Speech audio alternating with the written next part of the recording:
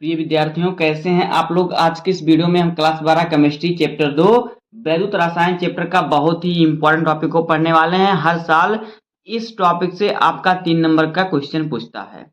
दोस्तों, आज के इस वीडियो में पढ़ेंगे निर्दिष्ट समीकरण क्या होता है। बहुत ही इंपॉर्टेंट टॉपिक है और थोड़ा कठिन भी है। इसको ज्यादातर बच्चे बोलते हैं कि एक बार में सर समझ में नहीं आता, तो मैं आपको गारंटी देता हूं कि अगर आप इस वीडियो को पूरा देख लेंगे तो एक ही बार में आपको निर्दिष्ट समीकरण अच्छी तरीके से समझ में आ जाएगा। उम्मीद करता हूं आपको वीडियो पसंद आएगा। अगर आपको वीडियो पसंद आए तो वीडियो को लाइक कर दीजिए, चैनल पर नए सब्सक्राइब कर दीजिए, बेल आइकन को प्रेस कर दीजिए, क्योंकि बोर्ड एग्जाम के हर सब्जेक्ट का हर इंपॉर्टेंट टॉपिक का वीडियो आपको इस चैनल में मिलता रहेगा। तो वीडियो को स्टार्ट करते हैं। देखिए, पहले हम समझ लेते हैं कि निर्दिष्ट समीकरण क्या होता है। देखिए, जो निर्दिष्ट समीकरण होता है, निर्दिष्ट एक वैज्ञानिक थे। इन्होंने क्या किया, इलेक्ट्रोड के इलेक्ट्रोड विभव को ज्ञात करने के लिए एक समीकरण बनाया, जिससे कहते हैं निर्दिष्ट समीकरण। निर्दिष्ट नामक वैज्ञानिक ने इलेक्ट्रोड के इलेक्ट्रोड विभव, जो इलेक्ट्रोड होता है, जैसे कि देखिए चित्र में आप समझ लीजिए, ये जो हमारा इलेक्ट्रोड है, जैसे कि जो पानी, जो हमारा लवणीय विलयन में वैद्युत अपघट्य पदार्थ का विलयन जो होता है, लवणीय विलयन उसमें घुला होता है, उसमें हमें दो धातु की छड़ लगी होती है, एक होता है प्लस, एक होता है माइनस, यानी एक एनोड एक कैथोड होता है। तो यही इलेक्ट्रोड है। तो इस इलेक्ट्रोड का जो विभव है, इलेक्ट्रोड का जो विभव होता है, वही ज्ञात करने के लिए एक समीकरण बनाया, जिसे कहते हैं निर्दिष्ट समीकरण।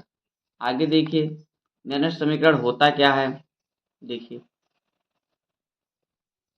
जिस प्रकार से मैं बता रहा हूँ, इसी प्रकार से अगर आप कॉपी में नोट बनाएंगे तो आपका एक भी टॉपिक छूटेगा नहीं और आपको बस देखते ही समझ में आ जाएगा।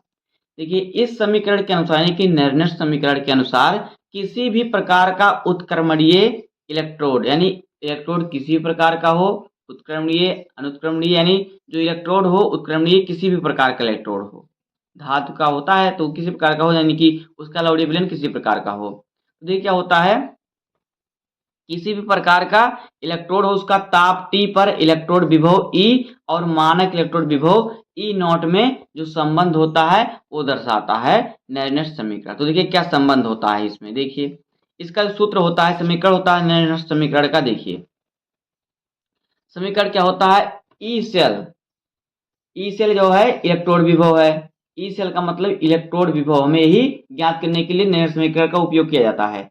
तो ई सेल बराबर सूत्र होता है ई नॉट, यानी कि मानक इलेक्ट्रोड विभव, E naught minus R T. R जो क्या होता है, आर जो है ये गैस नियतांक होता है, जिसका मान होता है 4.314। अभी हम इसको लिखेंगे। टी होता है टेम्परेचर, यानी ताप, जिसका मान होता है 298 केल्विन ताप। और एन जो है मोलों की संख्या, एफ जो है फैराडे नियतांक है, और यह है log base E into Q. Q क्या है, क्यू यहाँ पे है, देखिए अभिकारक की सांद्रता और बटे उत्पाद की सांद्रता। तो देखिए अभिकारक यानी कि प्रोडक्ट की सांद्रता, तो इसे हम P से प्रदर्शित कर सकते हैं, जो अभिकारक की सांद्रता है, और उत्पाद की सांद्रता यानी कि रिएक्शन की सांद्रता, तो हम यहाँ पे इसे R से प्रदर्शित कर सकते हैं। तो इसको हम लिख सकते हैं, देखिए किस प्रकार से, ये यहाँ पे हो जाएगा ई सेल, यानी कि जो है इलेक्ट्रोड विभव बराबर ई नॉट, यानी कि मानक इलेक्ट्रोड विभव, माइनस आर यानी कि गैस नियतांक, टी यानी कि ताप, एन जो होता है मोलों की संख्या, ये फैराडे नियतांक। देखिए लॉग ई, अगर लॉग ई को क्या करें हम, लॉग बेस 10 में लेके आए तो क्या होता है इसका मान, यहाँ पे देखिए, यहाँ पे जो, अगर ये देखिए यहाँ पे इस प्रकार से होगा, लॉग बेस ई बराबर होता है, लॉग बेस ई बराबर क्या होता है, देखिए क्या होता है, लॉग बेस ई बराबर हमारा जो होता है, ये होता है 2.303 लॉग बेस 10, ये होता है। तो इसकी जगह पर हम इतना रखेंगे, इसकी जगह पर हम इतना रखेंगे, अगर हमें लॉग बेस 10 में लाना है इसका मान, तो ये हो जाएगा, देखिए क्या है, इसको थोड़ा कोष्टक में कर देते हैं ताकि ये अलग दिखाई दे। तो देखिए यहाँ पे हमारा ये हो जाएगा इंटू में 2.303, और फिर ये हो जाएगा यहाँ पे लॉग बेस 10, और यहाँ पे क्यू हमारा है, तो क्यू को हम ऐसे लिख देंगे। क्यू क्या है, क्यू है अभिकारक की सांद्रता बटे उत्पाद की सांद्रता। अब आगे देखिए, आगे यहाँ पे ये हमारा हो जाएगा, देखिए यहाँ पे ये हमारा हो जाएगा ई सेल, ई सेल बराबर ई नॉट माइनस, देखिए आर का मान कितना होता है, आर जो होता है गैस नियतांक होता है, इसका मान कितना होता है, आर का मान कितना होता है, आर का मान होता है 8.314, ये होता है गैस नियतांक आर का मान।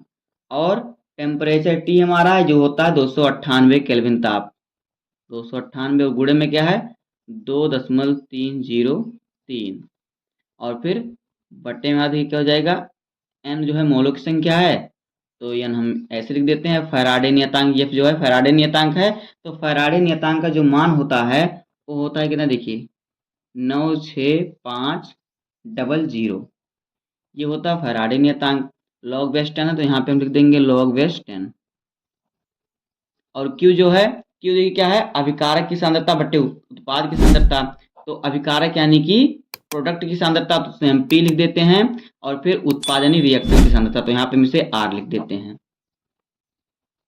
आगे देखिए, अगर यहाँ पे आप कोई प्रोडक्ट ले रहे हैं जैसे कि, तो आप प्रोडक्ट लिखेंगे, जैसे कि आप कोई समीकरण करेंगे, जैसे कि मान लेते हैं कि हम जो हमारा है, अगर हम यम का करते हैं मैग्नीशियम का, तो यम एन प्लस 2 करेंगे, इधर हम 2 इलेक्ट्रॉन त्यागेगा बराबर हमारा यम हो जाएगा, तो ऊपर यम हम करेंगे, नीचे एम एन प्लस 2 करेंगे, और यम जो होगा सॉलिड अवस्था में होगा तो उसका मान 1 हो जाएगा। तो वो आपका जब आप सॉल्व कीजिएगा तब लगाएगा, बाकी हम सूत्र को प्राप्त कर लेते हैं अच्छे तरीके से। तो देखिए, अब देखिए ये हमारा हो जाएगा यहाँ पे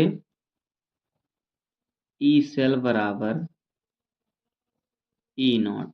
अब देखिए 8.314 गुणे 8.314 गुणे 298 और गुणे 2.303 का जब हम गुणा करेंगे तो ये हमारा क्या हो जाएगा, तो देखिए ये हमारा हो जाएगा 5705.848316, ये हो जाएगा।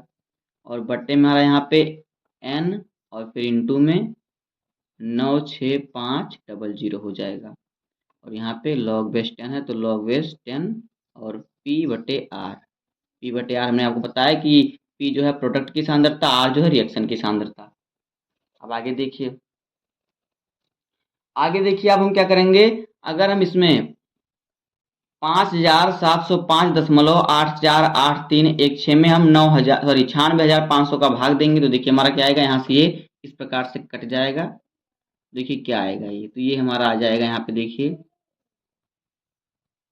ई सेल बराबर ई नॉट माइनस, यहाँ पे ये हमारा हो जाएगा 0.059, ये हमारा आएगा। और भी हमारा जो है थोड़ा आगे जाएगा, लेकिन हमने यहाँ पे एक अंक बढ़ा के, तो हमने दशमलव पूरा, उसके बाद हमने जितना भी था 3 अंक दशमलव ने ज्ञात कर लिया, पिछला हमने हटा दिया जो पिछला अंक था, दशमलव के 3 अंक तक हमें ज्ञात करना होता है, तो हमारा इतना हो गया है।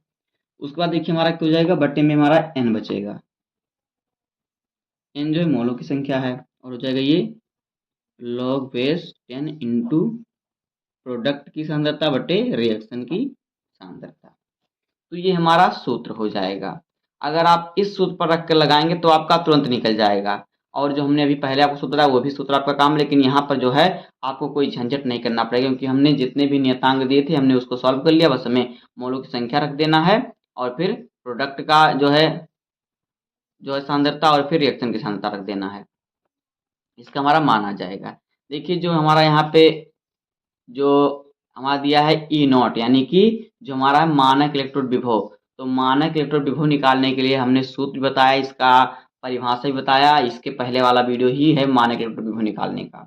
इसमें आप क्या करेंगे, कैथोड में जो आपका कैथोड होता है माइनस एनोड कर देंगे तो आपका ये निकल जाएगा, लेकिन इसमें क्या है, इसमें जो इसका मानक विभव होता है उसमें से ज्ञात करना होता है, इसको भी आप ज्ञात कर लेंगे। अगर आपने इसका वीडियो नहीं देखा है तो आपको इसके डिस्क्रिप्शन में उसका लिंक मिल जाएगा, उसमें आपको जितने भी इस चैप्टर की इम्पोर्टेंट टिप्पणी मॉडल टिप्पणी मॉडल आपके जो सूत्र हैं, परिभाषा मिल जाएगा, वहां से आप पढ़ सकते हैं, बहुत ही सरल सरल है। तो देखिए इस प्रकार से इसका सूत्र हो जाएगा। अब इसको हम लिख लेते हैं यहाँ पे कौन से क्या किसका मान है, तो देखिए ये आर जो आपका है ये आपका गैस नियतांक नहीं, ये आपका क्या है रिएक्शन की सांद्रता, और पी जो है प्रोडक्ट की सांद्रता, यहाँ पे लिख देते हैं प्रोडक्ट की सांद्रता और फिर रिएक्शन की सांद्रता, और यहाँ पे जो अभी आपका आर टी था वो आपका था गैस नियतांक। तो आइए हम इसका सभी का मान लिख लेते हैं जो जो हमें इसमें दिया था। तो देखिए जो हमारा सूत्र में है, जो ई सेल है, ई सेल हमारा क्या है, यह है सेल विभव, सेल विभव। उसके बाद देखिए हमारा क्या है, ई नॉट, क्या है, ये है मानक सेल विभव, मानक सेल विभव, ये है मानक सेल विभव। उसके बाद ये क्या है, आर हमारा है, तो आर जो है गैस नियतांक होता है, सूत्र में जो हमारा आर है वो गैस नियतांक होता है, जिसका भी हमने मान रखा है। तो इसका मान कितना होता है गैस नियतांक का, इसका मान होता है 8.314। उसका हमारा टी है, टी क्या है, तापमान है, तापमान क्या है 298 केल्विन। उसके बाद देखिए हमारा आगे क्या है, आगे हमारा है एन, तो एन क्या है, इलेक्ट्रॉन के मोलों की संख्या, इलेक्ट्रॉन के मोलों की संख्या। उसके बाद देखिए हमारा क्या है, हमारा यफ है, यफ क्या है, यफ है फैराडे नियतांक, फैराडे नियतांक। तो फैराडे नियतांक का जो मान होता है वो कितना होता है, देखिए 96,500 ये होता है।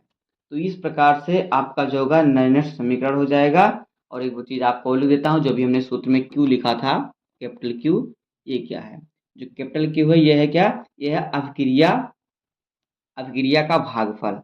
जैसे कि आर जो हमारा है, देखिए पी बटे ये आर हो जाएगा, पी जो है क्या है, यहाँ पे इसका बता, पी जो है प्रोडक्ट यानी कि अभिकारक की सांद्रता,